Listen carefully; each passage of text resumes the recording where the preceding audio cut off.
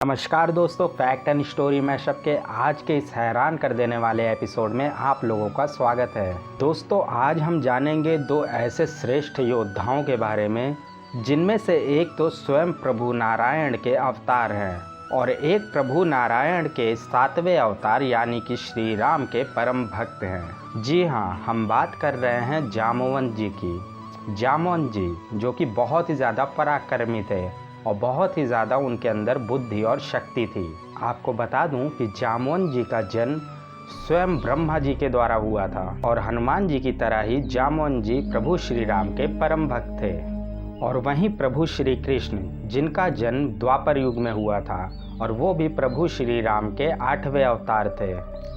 आपको बता दूं कि जामवंत जी में इतनी ज़्यादा शक्ति थी कि वो महाभारत के युद्ध को सिर्फ कुछ ही क्षणों में समाप्त करने की क्षमता रखते थे। तो फिर आखिर उस समय ऐसा क्या हुआ था कि भगवान श्री कृष्ण को जामवंत जी से युद्ध करना पड़ा, और क्यों जामवंत जी श्री कृष्ण जी को पहचान नहीं सके और उनसे युद्ध करने के लिए भिड़ गए? क्यों जामवंत जी अपने ही प्रभु स्वयं श्री कृष्ण से युद्ध करने के लिए तत्पर हो गए? दोस्तों, यकीन मानिए सब कुछ डिटेल में जानेंगे कि आखिर क्या हुआ था और कैसे हुआ था। तो वीडियो में अंत तक बने रहिएगा। कहानी को शुरू करते हैं। दरअसल त्रेता युग में सत्राजीत नाम का एक यादव था जो भगवान सूर्य का बहुत ही बड़ा भक्त था और भगवान सूर्य को प्रसन्न करने के लिए वो तपस्या में लीन था। उसने बहुत ही ज़्यादा कठोर तपस्या की और बहुत ही ज़्यादा कठोर तपस्या करने के बाद भगवान सूर्य उसको दर्शन देते हैं और उसकी तपस्या से खुश होकर भगवान सूर्य उसको आशीर्वाद के तौर पर एक दिव्य मणि प्रदान करते हैं। वो दिव्य मणि इतनी ज़्यादा चमकदार थी, जैसे सूर्य चमकता है उसी तरह से उस मणि में भी चमक थी, जो कि देखने में अत्यंत सुंदर थी और खूबसूरत थी। और उस मणि से हमेशा एक दिव्य प्रकाश, अलौकिक प्रकाश निकलता रहता था। उस मणि को पाकर सत्राजीत बहुत ही ज़्यादा प्रसन्न हुआ और बहुत ही ज़्यादा खुश हुआ और उस मणि को अपने गले में पहनकर पूरे गांव में घूमने लगा। और घूमते घूमते वो यादवों की सभा में जा पहुंचा जहां पे श्री कृष्ण जी भी मौजूद थे।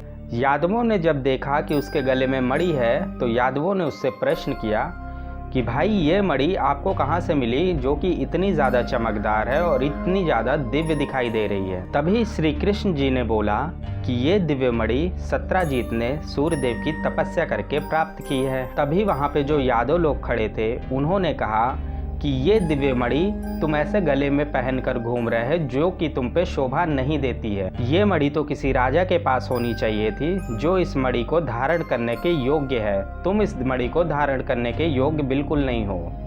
तभी श्री कृष्ण ने कहा, ऐसा नहीं है, इसने अपनी भक्ति से, अपनी तपस्या से सूर्यदेव को खुश करके ये मणि प्राप्त की है और इस मणि पे सिर्फ इसका ही हक है। इसके बाद सत्राजीत ये सब कुछ सुनता है और सुनने के बाद वहाँ से बिना कुछ बोले हुए चला जाता है। अब सत्राजीत जो थे वो अपने घर आ जाते हैं और घर आने के बाद रात्रि में सो जाते हैं। लेकिन सुबह सुबह उनका एक भाई होता है जिसका नाम था प्रसेनजीत, और प्रसेनजीत उस मणि को देखता है और उस मणि को अपने गले में धारण कर लेता है और चमकदार मणि को पहनकर जंगल में शिकार करने चला जाता है। और वहां जाकर वो जंगल में एक शेर का शिकार करने लगता है। लेकिन वहां पे कुछ ऐसा होता है कि शेर जो होता है वो प्रसेनजीत को मार देता है और उसके बाद उस मणि को लेकर भाग जाता है। लगभग जब सुबह से शाम हो जाती है तो सत्राजीत को बहुत ही ज़्यादा घबराहट होने लगती है कि आखिर उसका भाई कहाँ गया है और अभी तक लौटा क्यों नहीं है। और वो सत्राजीत को ढूंढने के लिए निकल पड़ता है, लेकिन काफ़ी ढूंढने के बाद भी सत्राजीत उसको नहीं मिलता है और साथ ही साथ उसकी मणि भी घर से गायब होती है। इसके बाद सत्राजीत बहुत ही ज़्यादा गुस्से में भगवान श्री कृष्ण के दरबार में पहुंच जाता है और भगवान श्री कृष्ण पर जोर जोर से चिल्लाने लगता है और वो श्री कृष्ण पे ये इल्ज़ाम लगाता है कि उसके भाई को भगवान श्री कृष्ण ने ही मारा है और उस मणि को भगवान श्री कृष्ण ने चुरा लिया है। और वो श्री कृष्ण से कहता है कि आपको शर्म नहीं आती है, आपने मेरे भाई को भी मार दिया और उसके पास जो दिव्य मणि थी जो कि मुझे सूर्य भगवान से प्राप्त हुई थी उस मणि को भी आपने चुरा लिया। इसके बाद भगवान श्री कृष्ण सत्राजीत से कहते हैं कि सत्राजीत, मैंने ऐसा कुछ भी नहीं किया है और ना ही मैंने तुम्हारे भाई को मारा है और ना ही मुझे उस मणि की लालच थी, मैंने उस मणि को नहीं चुराया। लेकिन सत्राजीत इस बात को मानने से इनकार कर देता है और सत्राजीत कहता है कि मैं आप पे विश्वास कैसे करूं कि आप सत्य बोल रहे हो। तभी श्री कृष्ण ने कहा कि ठीक है, तुमको मेरी बात पे विश्वास नहीं है अगर, तो मैं ही तुम्हारी मणि को और तुम्हारे भाई को ढूंढ कर लेकर आऊँगा।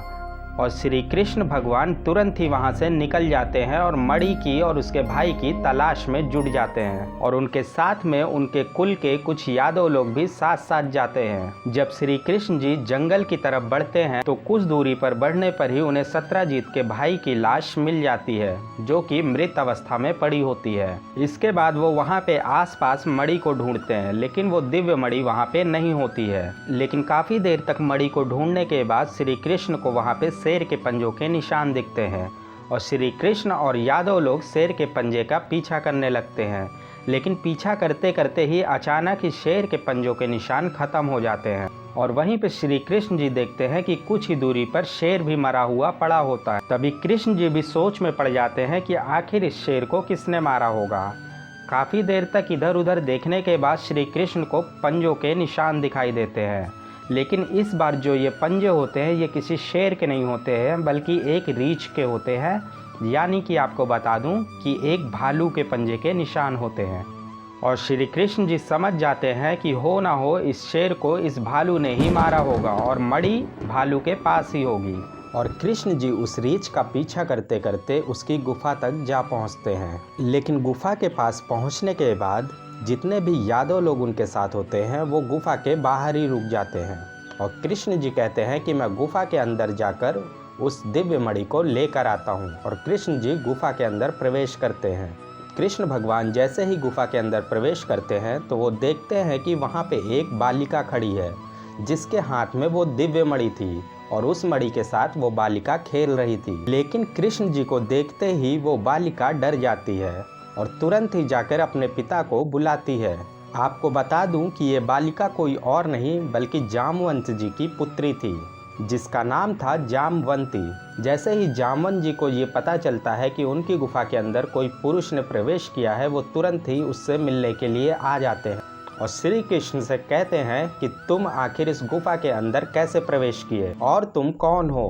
तभी श्री कृष्ण जी बताते हैं कि मैं गोकुल से आया हूँ और मेरा नाम श्री कृष्ण है और मैं यहाँ पर एक दिव्य मणि की तलाश में आया हूँ जो कि तुम्हारे पास है। तभी जामवंत जी ने कहा कि वो दिव्य मणि मैंने एक शेर को मारकर प्राप्त की है और वो मैं तुमको ऐसे नहीं दे सकता, और यदि तुमको ये दिव्य मणि चाहिए तो तुमको मुझसे युद्ध करना पड़ेगा और युद्ध करके मुझे हराना पड़ेगा। श्री कृष्ण जी मंद मंद मुस्काते हैं और युद्ध के लिए तैयार हो जाते हैं और श्री कृष्ण और जामवंत जी के बीच में भीषण युद्ध शुरू हो जाता है। ये युद्ध कई दिनों तक चलता है। लगभग जब युद्ध के 2 सप्ताह बीत जाते हैं तो बाहर खड़े जितने भी यादव लोग होते हैं वो सोचते हैं कि लगता है श्री कृष्ण अंदर जाके मारे जा चुके हैं और वो वापस नहीं लौटने वाले हैं। इसलिए सारे के सारे यादव लोग वहाँ से चले जाते हैं और गुफा के अंदर चल रहे युद्ध से ऐसा प्रतीत हो रहा था कि मानो धरती फटने वाली है और आकाश फटने वाला है, क्योंकि जामवंत जी भी बहुत ही ज़्यादा शक्तिशाली थे और वो भी इतना जल्दी हार मानने वाले नहीं थे और दोनों के बीच घमासान चालू रहता है।